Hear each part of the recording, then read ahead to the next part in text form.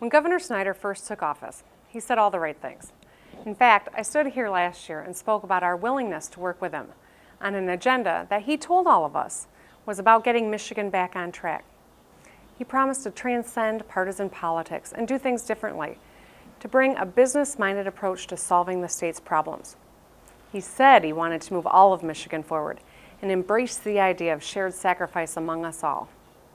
He declared jobs is job one, rolled out metrics and evidence-based decision-making, and unveiled a plan of, in his words, relentless positive action. Yet here we are, a year later, and we've seen the sad reality that this was just campaign rhetoric, false promises, and lip service to the people of Michigan.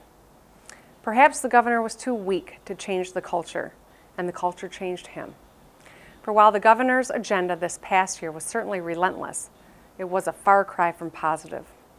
It was an agenda that read like a wish list to the top 1%, an agenda that gave corporate interests an unaccountable check drawn out of your tax dollars, $1.8 billion of your tax dollars to be exact.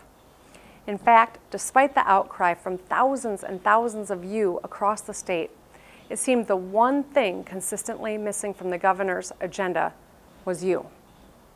And so as we listen to the governor's State of the State tonight, the question I have for him is very simple. What does he want Michigan to be? Does he want Michigan to be like Indiana, as we've heard him so often say, a state that has also blindly slashed business taxes and divested in education? Or do we want to be like Minnesota, a state that has been taking the opposite approach by investing in education and the services it offers its people? If the governor honestly cared about metrics, the choice would be clear. While Indiana remains stuck with high unemployment and low per capita income, Minnesota's investment in education and its people has paid off tremendously with low unemployment rate and high per capita income for its people. Put simply, it's time we reject the false claims of the governor that we can't invest in our state's future while still paying down our debts. You do it every single day. We all put money aside, we try to put money aside for our kids' future while paying down our mortgages. Well, it's time we commit to doing the same in Lansing and make Michigan great once again by investing directly where it matters most, our people. My colleagues and I have spent the better part of the past year talking to business leaders and economists across the nation who have told us time and time again, if Michigan honestly wants to jumpstart our economy and bring jobs back to our state, there's no better way to do it than by investing in education. So more than ever, job creators are basing their investment decisions on two critical factors: the quality of a state's workforce and the quality of life for its residents. In fact, Microsoft founder Bill Gates recently stated that the industries he thinks most about are more sensitive to the quality of talent in a location than they are to the tax policies there. Clearly, these are the factors that determine whether or not we can actually bring jobs home to our state, and they are the driving forces behind why we unveiled the Michigan 2020 plan last week. The Michigan 2020 plan would provide Michigan high school graduates, public, private, or homeschooled, with the opportunity to have the cost of their college education paid for in its entirety. It's a plan that says Michigan believes in our future. We value our young people, and we're going to create the most educated and highly skilled workforce anywhere in the nation. And more than anything the governor will announce tonight, it is a plan that will honestly get Michigan's economy and our people back on track. It's worked in Kalamazoo, where they've had the Kalamazoo Promise in place since 2005, offering hope to Kalamazoo's students, and has had a tremendous impact on the city's economy.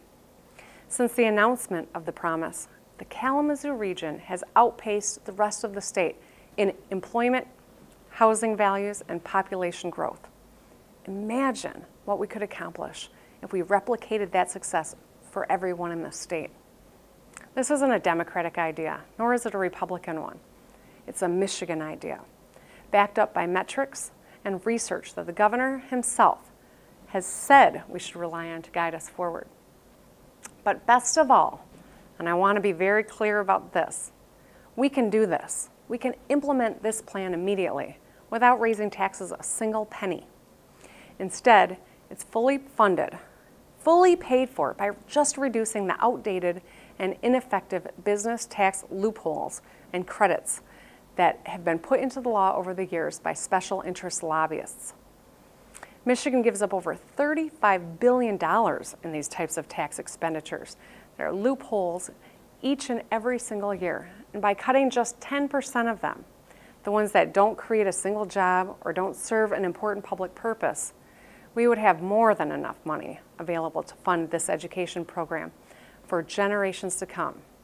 It's simple, it's effective, and it will work, but only if we take action together. You know, I hear too often around Lansing about what Michigan can't do or what Michigan can't afford. I say it's time we start talking about what Michigan can do, and that starts with investing in our future.